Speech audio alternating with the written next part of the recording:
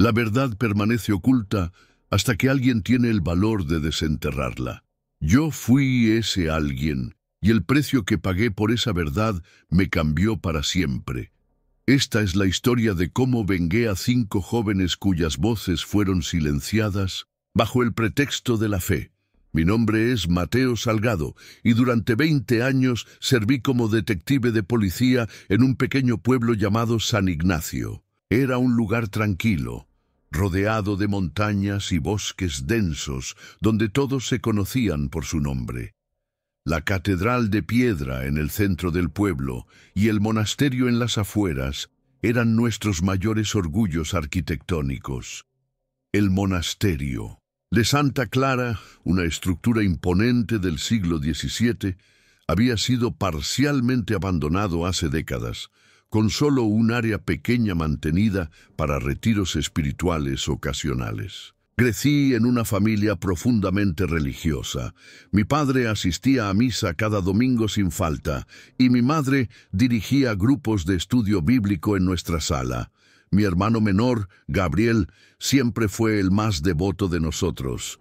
Desde niño hablaba de convertirse en sacerdote con una convicción que raramente se ve en alguien tan joven. Mientras yo elegí servir a la comunidad a través de la ley, Gabriel eligió servir a Dios. Nuestra relación siempre fue especial. A pesar de nuestros caminos diferentes, compartíamos un vínculo inquebrantable. Cuando tenía problemas en un caso, Gabriel me escuchaba durante horas. Cuando él dudaba de su vocación, yo le recordaba la paz que la fe le brindaba. Éramos diferentes pero complementarios, como 2 caras de la misma moneda. Gabriel entró al seminario a los 18 años. Lo vi florecer allí, encontrando su propósito entre los textos antiguos y las tradiciones centenarias. Su rostro siempre reflejaba una serenidad que yo, enfrentando los aspectos más oscuros de la humanidad en mi trabajo, envidiaba secretamente. Durante 3 años, visitaba a mi hermano cada mes, viendo cómo se transformaba en el hombre que siempre estuvo destinado a ser. El rector del seminario era el padre Alfonso Mendoza, un hombre austero con una reputación de disciplina inflexible. Lo conocí en varias ocasiones durante mis visitas. Siempre me pareció distante, con ojos que parecían evaluar constantemente, buscando faltas invisibles. Gabriel hablaba de él con respeto mezclado con temor.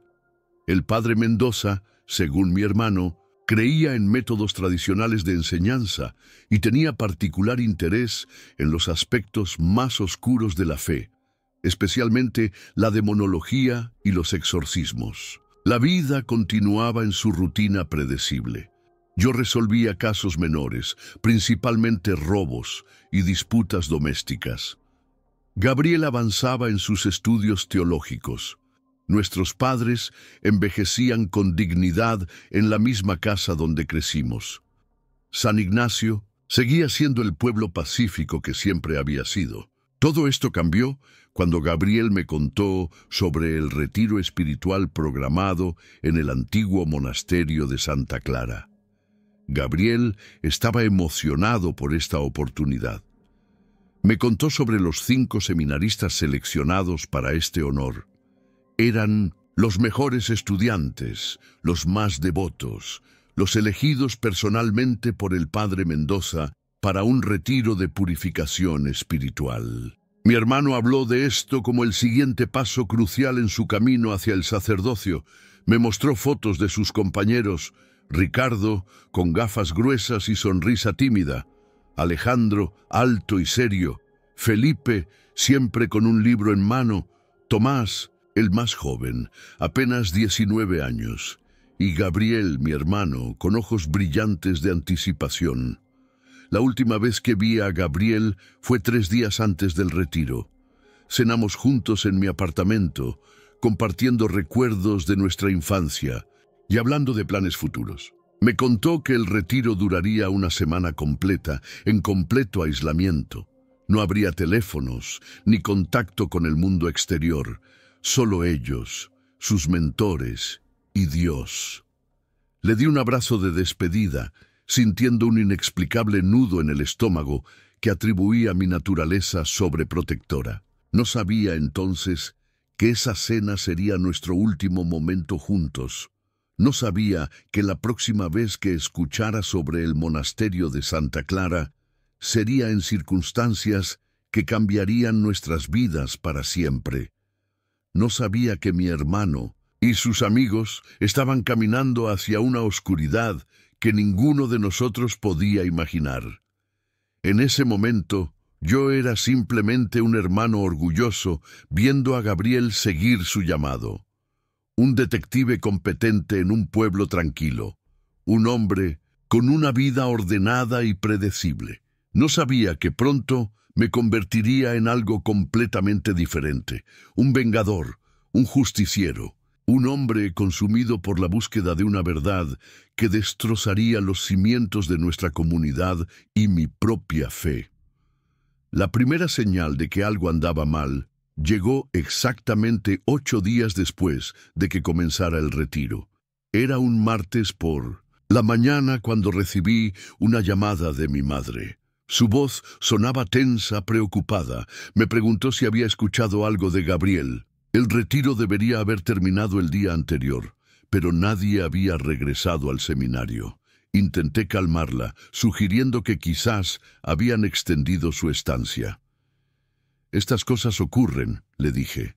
«No hay razón para preocuparse». Pero mientras colgaba el teléfono, sentí ese instinto que había aprendido a reconocer después de años como detective. Algo no estaba bien. Decidí hacer algunas llamadas informales. Primero contacté al seminario. La secretaria me informó que efectivamente ninguno de los participantes del retiro había regresado y que el padre Mendoza tampoco había vuelto. Me aseguró que probablemente el clima en las montañas los había retrasado. Le agradecí y colgué, no del todo convencido. Mi siguiente llamada fue a Javier Reyes, el cuidador del monasterio. No respondió.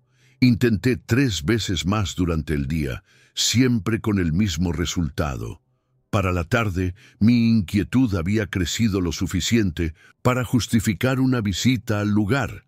Le dije a mi jefe que tomaría un par de horas personales y conduje hacia el monasterio. El camino al monasterio de Santa Clara era sinuoso y empinado, bordeado por pinos antiguos que bloqueaban gran parte de la luz del sol. Siempre había algo inquietante en ese lugar, incluso en pleno día. Las piedras grises del edificio principal parecían absorber la luz en lugar de reflejarla. A medida que me acercaba, noté algo extraño. No había vehículos estacionados afuera, ninguna señal de actividad. Estacioné frente a la entrada principal y salí de mi auto. El silencio era absoluto, interrumpido solo por el ocasional graznido de un cuervo. Llamé a la pesada puerta de madera, nadie respondió. Intenté de nuevo golpeando con más fuerza. El eco resonó a través del patio vacío. Decidí caminar alrededor del perímetro, buscando señales de vida. Fue durante esta inspección que noté una figura moviéndose rápidamente desde un edificio anexo hacia el bosque. Instintivamente corrí tras ella. La figura se movía con urgencia, casi tropezando varias veces. Cuando finalmente la alcancé, vi que era Javier, el cuidador.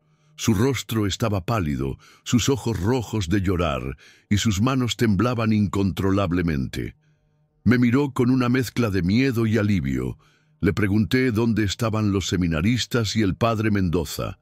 Sus palabras salieron entrecortadas, casi incoherentes. Me dijo que se habían ido. Todos se habían ido. Le pedí que se calmara y me explicara exactamente qué había sucedido. Lo que me contó en los siguientes minutos encendió una alarma en mi interior. Javier me contó que el padre Mendoza había llegado con los 5 seminaristas como estaba planeado. Durante los primeros 2 días, todo parecía normal. Los jóvenes seguían un riguroso programa de oración y meditación. Pero en la tercera noche, Javier escuchó gritos provenientes de la capilla. Cuando fue a investigar, vio al padre Mendoza conduciendo lo que parecía ser un exorcismo a uno de los seminaristas, mientras los otros 4 observaban aterrorizados. Le pregunté a Javier por qué no intervino o buscó ayuda. Me respondió que el padre Mendoza era una figura de autoridad y que él era solo un simple cuidador. Además, el padre le había asegurado que estos ejercicios espirituales eran parte normal del retiro, diseñados para fortalecer la fe de los jóvenes enfrentándolos a sus propios demonios internos. Javier me dijo que quiso creerle. Según el cuidador, las cosas empeoraron progresivamente. Los exorcismos se volvieron más intensos, más frecuentes. Los seminaristas comenzaron a mostrar signos de agotamiento extremo y miedo. En el 5.º día, Javier notó que solo veía a 3 de los jóvenes. Cuando preguntó por los otros 2, el padre Mendoza le dijo que habían sido enviados de regreso al seminario debido a una emergencia familiar. Javier continuó su relato. Me contó que al día siguiente, otro seminarista desapareció. Para el 7.º día, no quedaba ninguno. Visible. Cuando Javier cuestionó al padre Mendoza, este se volvió hostil y le ordenó que se mantuviera alejado de ciertas áreas del monasterio. Esa misma noche, el padre Mendoza también desapareció, llevándose el único vehículo disponible. Mi corazón latía aceleradamente mientras escuchaba. Le pregunté a Javier si había visto específicamente a mi hermano Gabriel en los últimos días. Su expresión se ensombreció aún más. Me contó que Gabriel había sido uno de los primeros en desaparecer. En ese momento, mi entrenamiento como detective tomó el control. Le pedí a Javier que me mostrara exactamente dónde había visto por última vez a los seminaristas. Me llevó de regreso al monasterio, moviéndose como un hombre en trance. Mientras caminábamos por los pasillos fríos y húmedos, me contó algo que había descubierto esa misma mañana. Algo que lo había llevado a intentar huir cuando yo llegué. Javier me condujo a través de la capilla principal hacia una pequeña sacristía. Allí movió un pesado armario para revelar una puerta baja que nunca había notado antes. Me explicó que la había descubierto accidentalmente mientras limpiaba. La puerta conducía a una escalera de piedra que descendía a la oscuridad. Con una linterna que Javier me proporcionó, comenzamos el descenso. El aire se volvía más frío y húmedo a medida que bajábamos. El olor a moho y algo más desagradable se intensificaba. Finalmente, llegamos a un pasillo largo con varias puertas de metal a cada lado.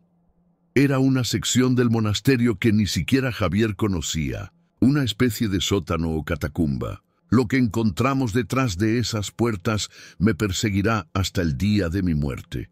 Pequeñas celdas, apenas lo suficientemente grandes para que un hombre se acueste. Cadenas ancladas a las paredes, símbolos religiosos distorsionados dibujados con lo que parecía ser sangre. Y en una de las celdas encontramos evidencia de ocupación reciente. Un rosario que reconocí inmediatamente. Era el de Gabriel, un regalo de nuestra madre en su 18º cumpleaños. Mi mundo se desmoronó en ese instante. La realidad de lo que estaba presenciando era demasiado horrible para procesar completamente. Le pregunté a Javier si había alguna posibilidad de que los seminaristas siguieran allí, en algún lugar más profundo de las catacumbas. Me respondió que había explorado brevemente y no había encontrado a nadie, pero que no se había atrevido a aventurarse demasiado lejos solo. Decidimos continuar la exploración juntos. Avanzamos más profundamente en el laberinto subterráneo, llamando los nombres de los desaparecidos. Fue entonces cuando escuchamos algo, un débil gemido proveniente de más adelante. Corrimos hacia el sonido y encontramos otra puerta, esta vez casi escondida en un nicho en la pared. Detrás de esta puerta encontramos a dos de los seminaristas, Tomás y Felipe. Estaban vivos, pero apenas, desnutridos, deshidratados, con signos evidentes de abuso físico. Sus ojos tenían una mirada vacía que hablaba de traumas indescriptibles. No había señal de mi hermano Gabriel, ni de los otros dos seminaristas. Mientras ayudábamos a los sobrevivientes a salir de su prisión, Tomás murmuró algo que me heló la sangre. Me dijo que el padre Mendoza los había traído allí para purificar sus almas, que creía que estaban poseídos por demonios que necesitaban ser expulsados, que los otros tres, incluido mi hermano, no habían sobrevivido a los rituales. En ese momento, algo dentro de mí cambió. El dolor se transformó en rabia, y la rabia en una determinación fría y calculada. Sabía que el padre Mendoza tenía que pagar por lo que había hecho, y yo sería quien se aseguraría de ello. Los días siguientes pasaron en un borrón de actividad. Llamé a mi departamento y pronto el monasterio estaba lleno de oficiales, técnicos forenses y personal médico. Tomás y Felipe fueron llevados de inmediato al hospital. Su estado era crítico pero estable. Físicamente sobrevivirían. Mentalmente era otra historia. La búsqueda en las catacumbas continuó intensivamente. Después de horas interminables, encontraron los cuerpos. Mi hermano Gabriel y los otros dos seminaristas, Ricardo y Alejandro, habían sido enterrados en nichos profundos dentro de las paredes de piedra. El forense estimó que habían muerto entre 3 y 5 días antes por una combinación de deshidratación, inanición y trauma físico. Tuve que identificar el cuerpo de Gabriel. Nunca olvidaré ese momento en la morgue. Viendo su rostro, ahora sereno, pero marcado por el sufrimiento que había soportado. Su cuerpo mostraba signos de tortura rituales, quemaduras en forma de cruces, cortes precisos que seguían patrones específicos, evidencia de restricción prolongada, todo bajo el pretexto de salvar su alma. Mis padres colapsaron cuando les di la noticia. Mi madre, siempre tan fuerte en su fe, gritó preguntas que nadie podía responder. ¿Por qué Dios permitiría esto? ¿Cómo un hombre de la iglesia podría hacer algo tan monstruoso? Mi padre, un hombre que rara vez mostraba emoción, lloró abiertamente, inconsolable. Verlos así solo alimentó mi resolución. El funeral fue un asunto sombrío. Todo el pueblo asistió. La iglesia, una vez fuente de consuelo para nuestra familia, ahora parecía un recordatorio cruel de la traición que habíamos sufrido. El obispo de la diócesis dio un discurso condenando las acciones del padre Mendoza, asegurando que no representaban los verdaderos valores de la iglesia. Sus palabras sonaban vacías para mí. Mientras tanto, la investigación oficial continuaba. Se emitió una orden de búsqueda nacional para el padre Mendoza. Su foto aparecía en noticieros y periódicos. Las evidencias encontradas en el monasterio eran abrumadoras. Diarios detallando sus creencias retorcidas, grabaciones de los rituales, material de investigación sobre demonología y exorcismos no autorizados por la iglesia. Todo apuntaba a un hombre que había caído en una espiral de obsesión religiosa extrema. Las noches eran lo peor, no podía dormir. Cada vez que cerraba los ojos, veía a Gabriel en esas celdas, sufriendo, llamándome, preguntándose por qué su hermano mayor, el detective, no venía a salvarlo. Me atormentaba pensar en sus últimos momentos. Si había mantenido su fe hasta el final o si había muerto cuestionando todo lo que alguna vez creyó. Comencé a beber para adormecer el dolor. El alcohol ofrecía un breve respiro, pero la mañana siempre traía la realidad de vuelta con fuerza renovada. Mi jefe me ofreció tiempo libre, pero lo rechacé. Necesitaba trabajar. Necesitaba estar involucrado en la búsqueda del padre Mendoza. Era lo único que me mantenía funcionando. Un mes después del descubrimiento, visité a Tomás en el hospital. Estaba mejorando físicamente, pero sus ojos seguían mostrando el vacío de alguien que ha visto demasiado. Le pregunté si se sentía lo suficientemente fuerte para hablar sobre lo sucedido. Asintió lentamente. Lo que me contó esa tarde confirmó mis peores temores y añadió nuevos horrores que no había imaginado. Me describió cómo el padre Mendoza los había seleccionado específicamente por lo que él llamaba sus almas puras, pero vulnerables. Cómo les había dicho que Dios lo había elegido para una misión especial. Cómo gradualmente había introducido los rituales, comenzando con oraciones intensas, luego pasando a ayunos prolongados y finalmente a los exorcismos completos. Tomás me contó sobre la muerte de Gabriel, cómo mi hermano había sido el primero en cuestionar lo que estaba sucediendo, cómo había intentado razonar con el padre Mendoza, cómo su resistencia había enfurecido al sacerdote, quien declaró que Gabriel estaba especialmente poseído por un demonio de duda y rebelión. El ritual para mi hermano había sido el más severo. Cada palabra de Tomás era como un cuchillo en mi corazón, pero también solidificaban mi decisión. El sistema legal buscaría al padre Mendoza. Lo arrestarían. Habría un juicio. Quizás incluso una condena. Pero nada de eso sería suficiente, nada de eso traería a Gabriel de vuelta, nada de eso compensaría el horror que esos jóvenes habían experimentado. Fue entonces cuando decidí que yo encontraría al padre Mendoza primero, y cuando lo hiciera, la justicia que enfrentaría sería la mía, no la de un sistema que podría fallar, que podría mostrar misericordia donde no se merecía ninguna. La policía había seguido varias pistas falsas, avistamientos en ciudades cercanas que no llevaban a nada. Pero yo tenía recursos que ellos no tenían, conocimientos que no compartían y una determinación que ningún detective oficial podría igualar. En mi apartamento creé un muro dedicado a la búsqueda, mapas, fotos, notas, teorías. Cada noche, después de mi turno oficial, continuaba mi investigación privada. Revisaba cada detalle, cada posible conexión. El padre Mendoza no había desaparecido en el aire. Estaba en algún lugar y yo lo encontraría. 2 meses después de la tragedia tuve mi primer avance real.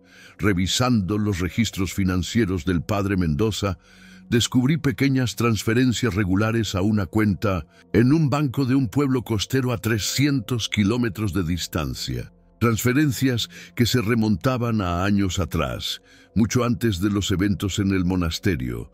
Era una conexión tenue, pero era algo. Tomé algunos días de vacaciones acumuladas y viajé a ese pueblo. Era un lugar pequeño, principalmente de pescadores, con una comunidad religiosa activa centrada alrededor de una antigua iglesia frente al mar. Comencé a hacer preguntas discretas, mostrando la foto del padre Mendoza, pero presentándome como un viejo amigo buscando reconectarme. Al tercer día, obtuve la información que buscaba. Una anciana recordaba a un hombre que se parecía al de la foto, pero con barba y pelo diferente. Vivía en una casa aislada en los acantilados al norte del pueblo.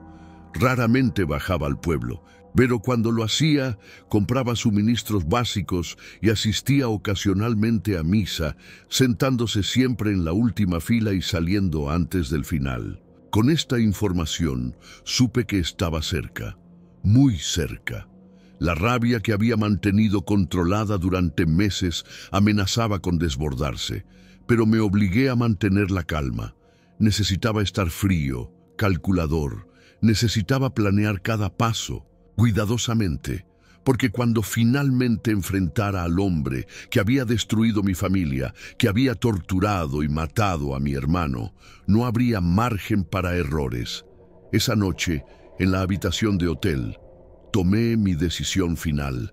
Sabía que lo que planeaba hacer cambiaría mi vida para siempre. Cruzaría líneas que juré nunca cruzar cuando me convertí en policía.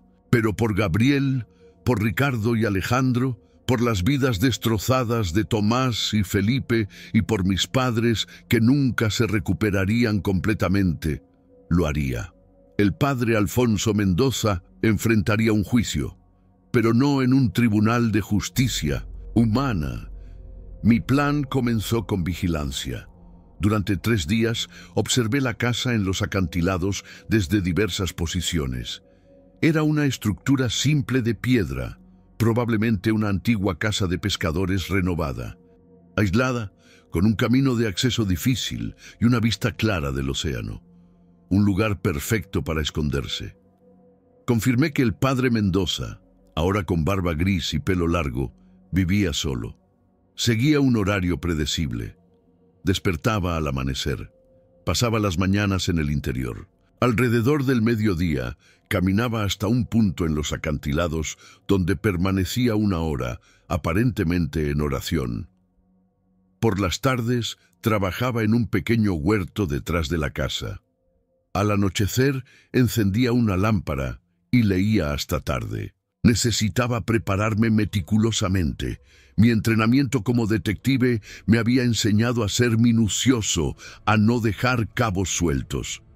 Lo que planeaba no era un acto impulsivo de venganza, era justicia calculada, la justicia que mi hermano merecía.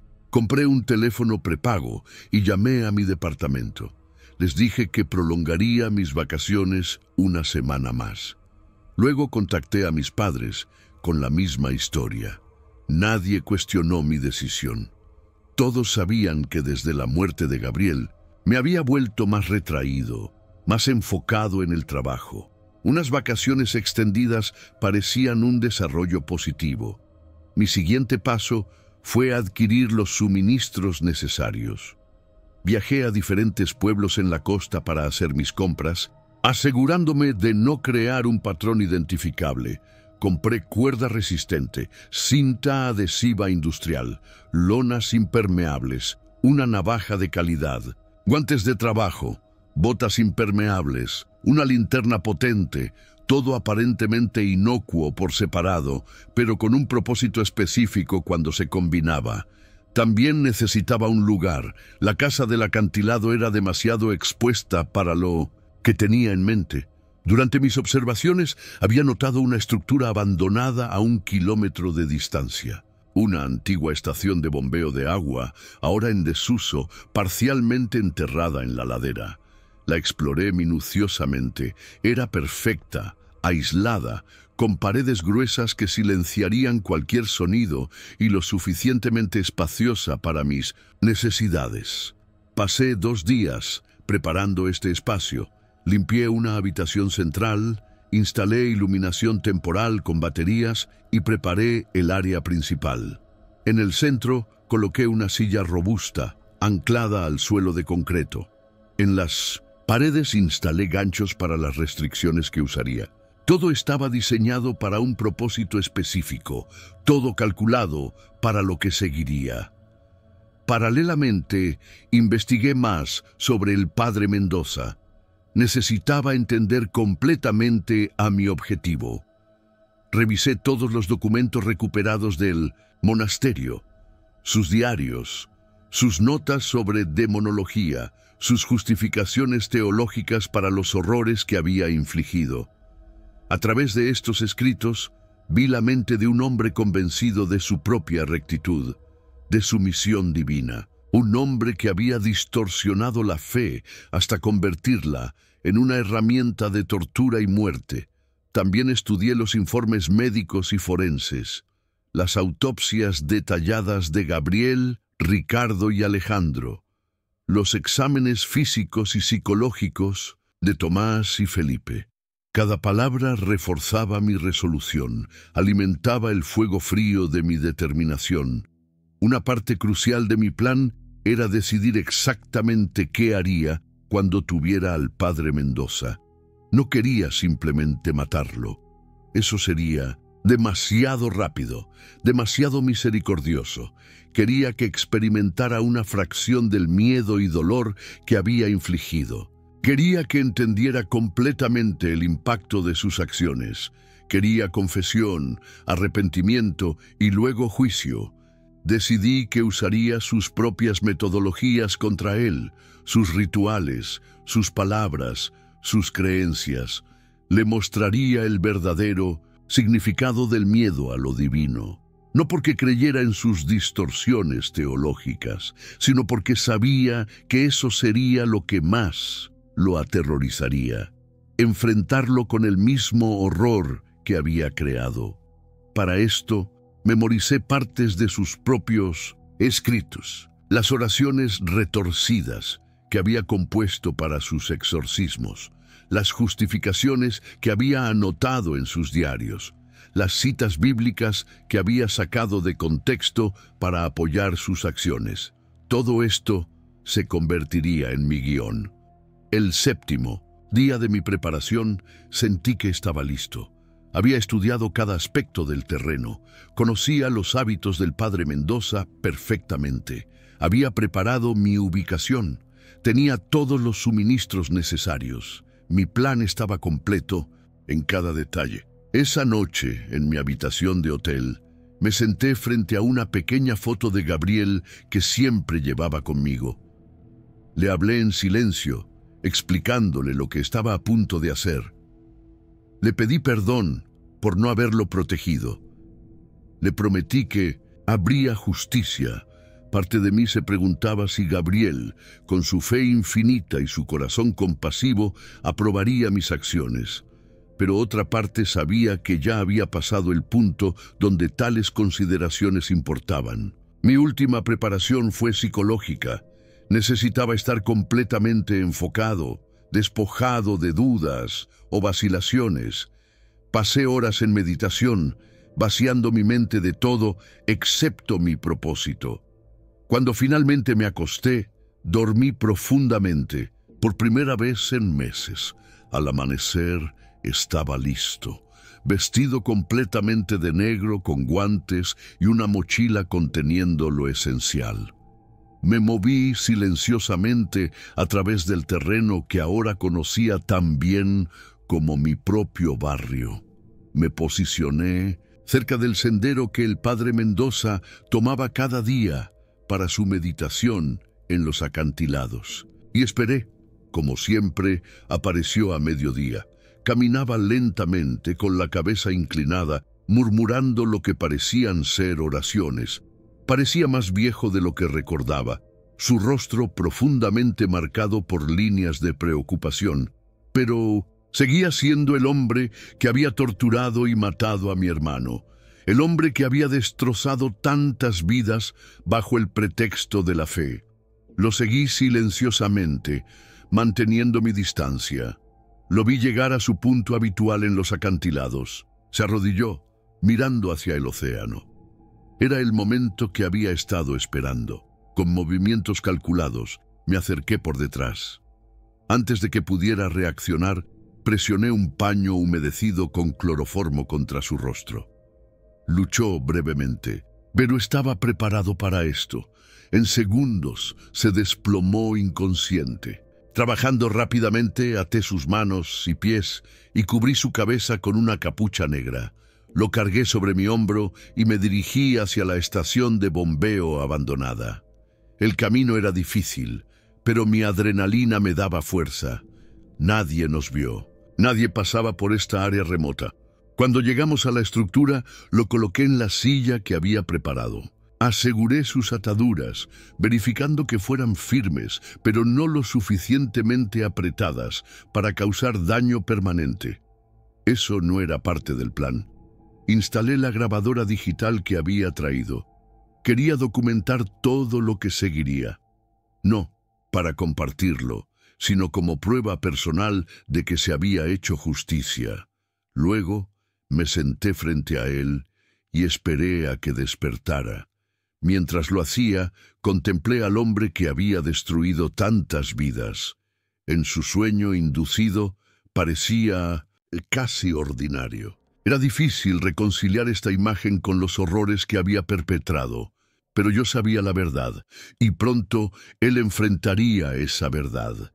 Mi venganza comenzaría con un despertar, no solo para el padre Mendoza, sino también para su conciencia. Estaba a punto de llevarlo a un viaje a través de su propio infierno personal, un infierno que él mismo había creado y que ahora experimentaría plenamente. El padre Mendoza despertó lentamente. Sus ojos, inicialmente desorientados, se enfocaron gradualmente en mi rostro. No me reconoció de inmediato. Solo cuando retiré la capucha que cubría su cabeza y me acerqué a la luz, vi el reconocimiento en sus ojos, primero confusión, luego miedo. Le hablé calmadamente, presentándome. Le dije que era el hermano de Gabriel Salgado, uno de los seminaristas que había torturado hasta la muerte. Vi cómo la comprensión de su situación se reflejaba en su rostro. Intentó hablar, pero su boca estaba cubierta con cinta adhesiva. Le expliqué que tendría la oportunidad de hablar, pero primero escucharía. Encendí la grabadora y comencé mi discurso preparado. Le conté exactamente lo que sabíamos, cómo había seleccionado a 5 jóvenes devotos, cómo los había llevado al monasterio bajo el pretexto de un retiro espiritual, cómo había transformado ese retiro en una cámara de tortura. Le detallé cada acto que había cometido, basándome en los testimonios de los sobrevivientes y las evidencias forenses. Durante todo esto, sus ojos mostraban una mezcla de emociones. Miedo, ciertamente, pero también algo más complejo. No era arrepentimiento, noté. Era algo más cercano a la indignación, como si, incluso ahora, creyera en la rectitud de sus acciones. Después de 1 hora de monólogo, retiré la cinta de su boca. Le pregunté si tenía algo que decir. Sus primeras palabras me sorprendieron por su calma. Me dijo que entendía mi dolor como hermano, que lamentaba mi pérdida, pero que yo no comprendía la importancia del trabajo que estaba realizando. Me habló de demonios reales que acechaban a esos jóvenes, de señales que había observado durante meses, de su deber sagrado de salvar sus almas, incluso si eso significaba sacrificar sus cuerpos temporales. Lo escuché sin interrumpir. Quería entender completamente la mente que había concebido tales horrores. Cuando terminó, le mostré las fotografías que había traído, imágenes de Gabriel antes de entrar al seminario, sonriente, lleno de vida y propósito. Imágenes de su cuerpo en la morgue, marcado por la tortura sistemática. Imágenes de los otros seminaristas, vivos y muertos. Le pregunté si veía demonios en esas fotografías, si veía algo más que jóvenes inocentes cuyo único pecado había sido confiar en él como guía espiritual. No respondió. Comencé la siguiente fase de mi plan. Saqué los diarios del padre Mendoza que había traído conmigo. Comencé a leer en voz alta sus propias palabras, sus teorías sobre posesión demoníaca, sus descripciones detalladas de los rituales que había diseñado, sus justificaciones teológicas para actos que cualquier persona razonable reconocería como tortura. A medida que leía, intercalaba preguntas. Le pedía que explicara ciertas contradicciones en sus escritos, que defendiera ciertas interpretaciones bíblicas que claramente había distorsionado, que reconciliara sus acciones con los principios fundamentales de compasión y misericordia que supuestamente estaban en el centro de su fe. Al principio intentó responder manteniendo su fachada de convicción, pero a medida que las horas pasaban, comenzó a tambalearse. Las contradicciones en su propia lógica se volvían cada vez más evidentes, incluso para él. Su voz perdió gradualmente su certeza. Durante todo este tiempo, mantenía un control estricto sobre mis propias emociones. No levanté la voz. No mostré ira, Presenté cada punto con la precisión de un fiscal en un juicio. Esta frialdad parecía desestabilizarlo más que cualquier muestra de rabia. En la medianoche iniciamos la tercera fase. Saqué los implementos que había traído, réplicas exactas de los instrumentos que él había usado en sus rituales, una cruz de metal, un aspersorio para agua bendita, velas negras, un libro de oraciones modificado que contenía sus propios exorcismos. Le expliqué que experimentaría exactamente lo que había infligido.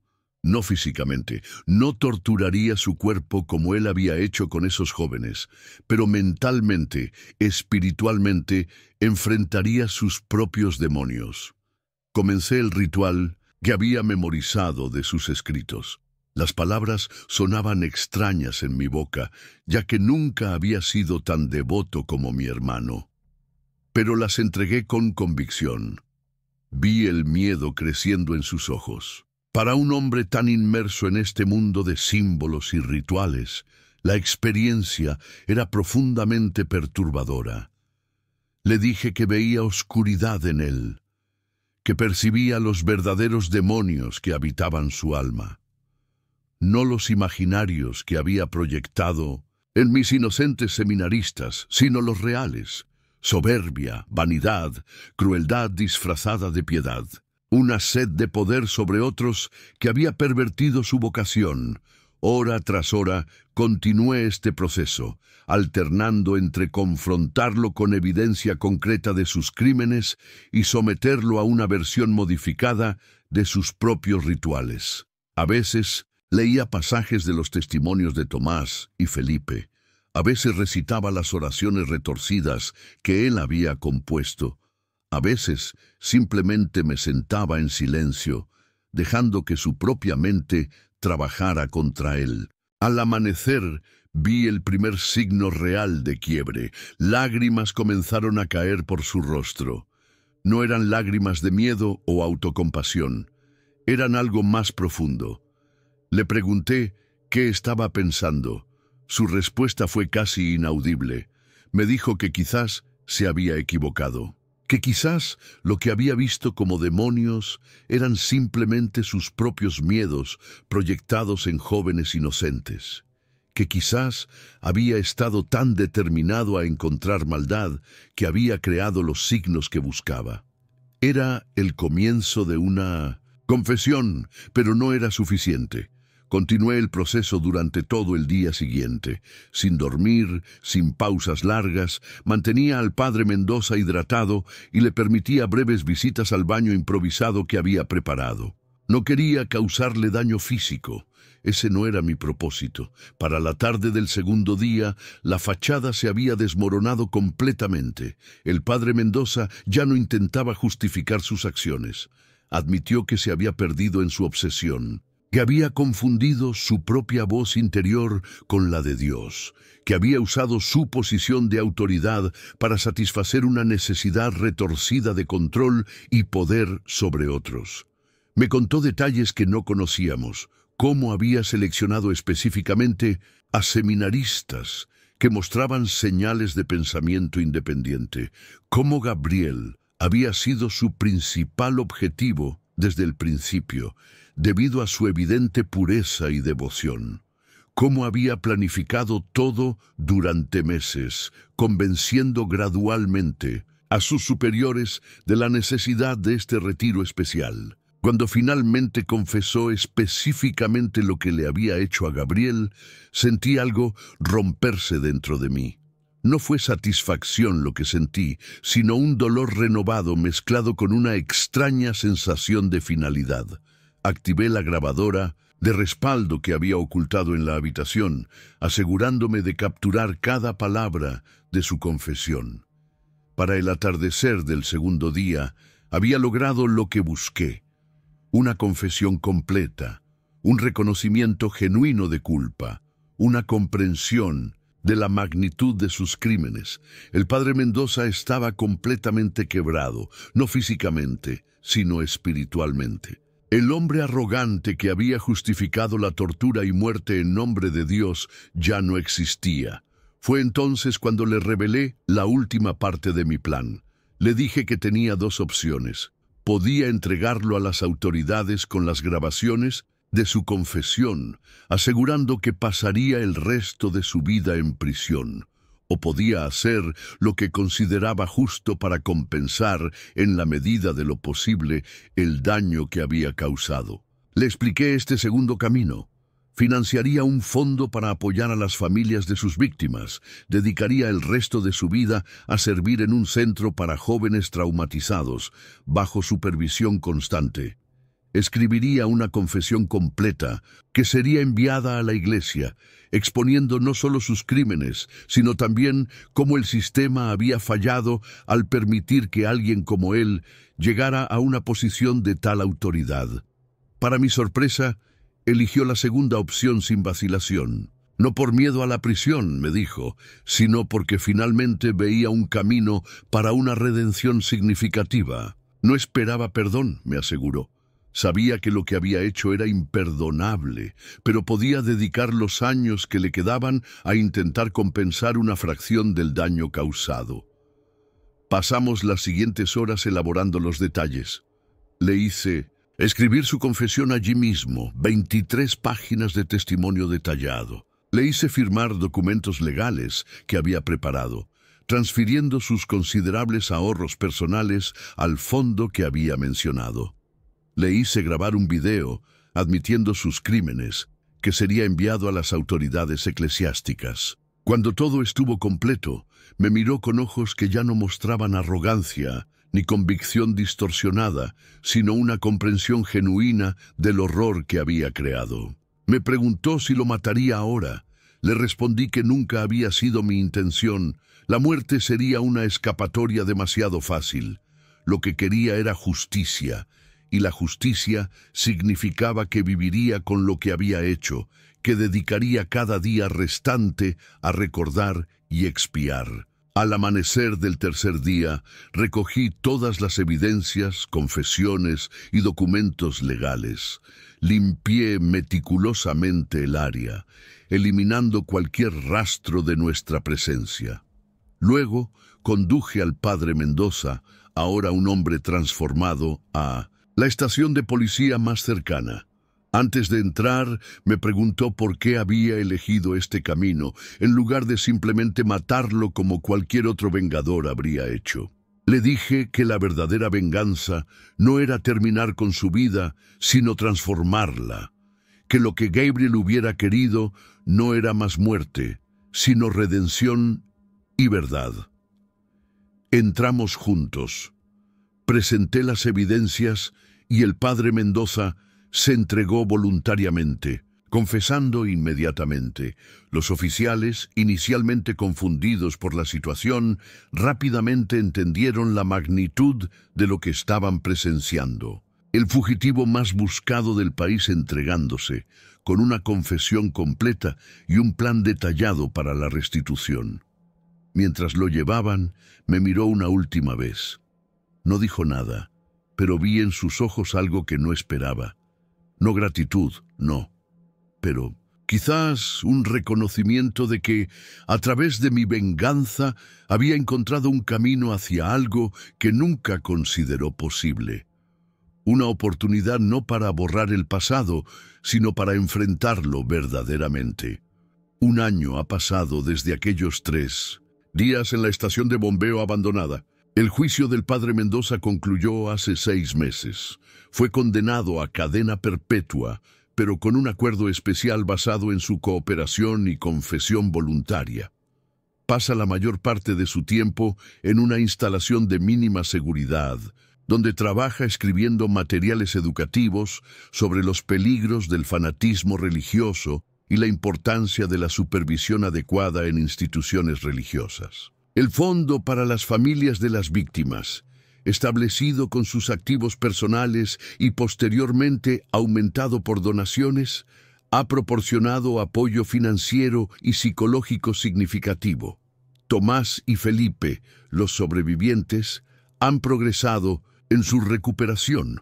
Tomás incluso ha comenzado a estudiar psicología con la esperanza de algún día ayudar a otros sobrevivientes de trauma. La Iglesia, enfrentada con evidencia irrefutable de fallas sistémicas, inició una investigación completa de sus procedimientos de supervisión. Se implementaron nuevos protocolos para la selección y monitoreo de líderes religiosos. El monasterio de Santa Clara fue cerrado permanentemente y se erigió un memorial en los terrenos para honrar a las víctimas. Mis padres encontraron un camino difícil hacia la aceptación. Su fe fue profundamente sacudida, pero no destruida. Encontraron una nueva comunidad religiosa, una con líderes más compasivos y transparentes. Visitan la tumba de Gabriel cada domingo después de la misa. En cuanto a mí, dejé el departamento de policía 6 meses después de los eventos. No podía continuar en un rol de autoridad después de lo que había hecho, sin importar cuán justificado me sintiera. Ahora trabajo como investigador privado, especializándome en casos de personas desaparecidas. Cada vida que ayudo a reunir con sus seres queridos es, en mi mente, un tributo a Gabriel. Nunca le conté a nadie los detalles completos de lo que ocurrió en esos 3 días. El mundo cree que el padre Mendoza tuvo un despertar de conciencia y se entregó voluntariamente. En cierto sentido es verdad, pero solo él y yo conocemos el camino que lo llevó a ese despertar. A veces me pregunto si lo que hice fue correcto, si crucé una línea que no debería haberse cruzado, si, en mi búsqueda de justicia, me convertí en algo demasiado similar a lo que estaba combatiendo. No tengo respuestas definitivas a estas preguntas. Lo que sí sé es que elegí un camino diferente al que muchos habrían tomado. No busqué la satisfacción momentánea de la violencia, sino algo más duradero, una transformación, una rendición de cuentas que continuaría mucho después de que mi sed personal de venganza se hubiera saciado. Visito la tumba de Gabriel una vez al mes. Le cuento sobre los cambios que han ocurrido, las vidas que se han reparado parcialmente, el bien que ha surgido de la tragedia. Le pregunto si aprueba las decisiones que tomé. El silencio que sigue es, a su manera, una respuesta. La última vez que visité encontré una pequeña cruz de madera junto a su lápida. No sé quién la dejó allí. Podría haber sido mis padres. Podría haber sido uno de los sobrevivientes. O podría haber sido alguien más, alguien que ha encontrado su propio camino hacia la redención. La toqué brevemente, sintiendo la textura de la madera bajo mis dedos. Pensé en todo lo que había ocurrido, en cómo un acto de venganza se había transformado en algo más complejo, en cómo la justicia y la misericordia a veces pueden entrelazarse de maneras inesperadas. Mientras me alejaba de la tumba ese día, sentí una sensación que no había experimentado en mucho tiempo. No era paz exactamente. Era más como claridad, una comprensión de que incluso en los momentos más oscuros tenemos opciones, y que esas opciones definen no solo el resultado de nuestras acciones, sino quiénes somos fundamentalmente. Mi hermano me enseñó sobre fe, no la fe ciega que permite que ocurran atrocidades, sino la fe en la posibilidad de algo mejor. La fe en que incluso después de la peor traición existe un camino hacia adelante. La fe en que la venganza, cuando se busca con un propósito más allá de la satisfacción personal, puede transformarse en algo parecido a la justicia. Esta es la lección que llevo conmigo cada día. La lección que Gabriel, en su vida y en su muerte, me enseñó. Y es una lección que, a mi manera, intento honrar con cada decisión que tomo. La venganza puede consumir o puede transformar, puede perpetuar ciclos de dolor o puede romperlos. La elección siempre es nuestra, y es una elección que debemos hacer conscientemente, con pleno conocimiento de sus consecuencias. Mi nombre es Mateo Salgado, y esta es la historia de cómo vengué a mi hermano. No con más muerte y destrucción, sino con verdad y transformación. No es una historia perfecta, ni una con un final feliz claro, pero es real, y en su realidad espero que otros puedan encontrar, si no consuelo, al menos comprensión. Gabriel, donde sea que estés, espero que entiendas lo que hice en tu nombre, y espero que, a tu manera, lo apruebes.